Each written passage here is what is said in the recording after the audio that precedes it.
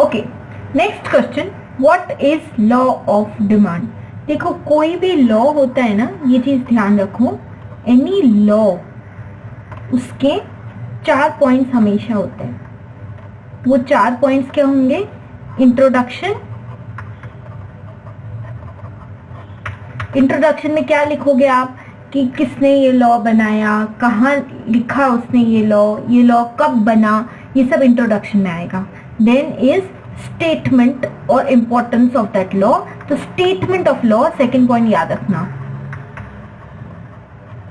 Okay, then उस law को हम एक्सप्लेन करते हैं। अब कैसे आप उसको एक्सप्लेन करोगे? हमेशा शेड्यूल से और मार्केट डिमांड, जैसे यहाँ पे लॉ ऑफ डिमांड है तो हम डिमांड कर्व बना रहे, तो आपका थर्ड पॉइंट जो होता है वो होता है एक्सप्लेनेशन। इसमें हमेशा शेड्यूल आ जाता है एंड ग्राफ आ जाता है। एंड लास्ट पॉइंट होता है आपका अजम्पशंस, कि इस लॉ को बनाते वक्त क्या क्या अजम्पशन लिए गए। ओके, सो कोई भी law 4 parts, introduction, statement, explanation and assumptions. Okay, so let's start law of demand with first point, introduction of the law. The law was given by Dr. Alfred Marshall. नहीं भूलना है कि law of demand किसने दिया था? Doctor Alfred Marshall. In his book, उनकी book भी हमने पढ़ा था अर्लियर चैप्टर्स में, उनकी बुक का नाम है principles of economics in year 1890. So this is about the introduction of the law and ये हमको ऑब्जेक्टिव के लिए भी ध्यान रखना है भाई. Okay, point number 2, statement of law.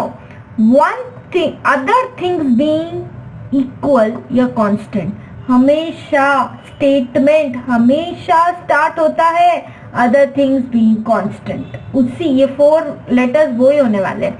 So other things being constant, higher the price of the commodity, smaller is the quantity demanded, and lower the price of the commodity, larger is the quantity demanded. Diamond कितने महंगे, demand कम. कोई सस्ती चीज जैसे कि पालक मेथी यदि सस्ता है तो उसकी डिमांड ज्यादा. Okay, law of demand describes, ये वर्ड बहुत इंपॉर्टेंट है, functional relationship between what? Between demand and price of the commodity. So law of demand क्या बता रहा है? Functional relationship between what? Demand and price of the commodity. Law of demand has inverse or negative relationship between price and demand. So the relationship is what? Inverse, indirect or negative between price and demand. ऐसा क्यों बोला? ऐसा इसलिए बोला कि जैसे जैसे price बढ़ेगी उस प्रोडक्ट की डिमांड घटेगी, और जैसे जैसे प्राइस घटेगी उस प्रोडक्ट की डिमांड बढ़ेगी. इसलिए रिलेशनशिप कैसी हुई? नेगेटिव या फिर इनडायरेक्ट या फिर इनवर्स, कुछ भी बोल लो. इसीलिए जब हम ग्राफ बनाते हैं ना तो डिमांड कर्व कैसा करता है? It slopes downwards from left to right because of this negative, indirect या इनवर्स रिलेशनशिप. तो स्टेटमेंट ऑफ लॉ में सबसे पहले कैसे स्टार्ट करोगे?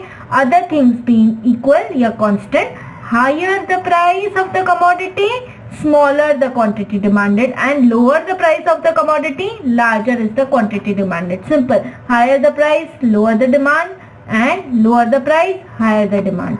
हाँ, so it is showing functional relationship between demand and price of the commodity. ये हो गया आपका second point, statement of the law. अब हम पढ़ेंगे अबाउट एक्सप्लेनेशन ऑफ लॉ, और फिर उसमें एक्सप्लेनेशन में हम बनाएंगे शेड्यूल, उसको देखते हुए हम बनाएंगे ग्राफ, एंड उसके बाद हम पढ़ेंगे assumptions in the next videos. This was about law of demand which we will continue in the coming videos.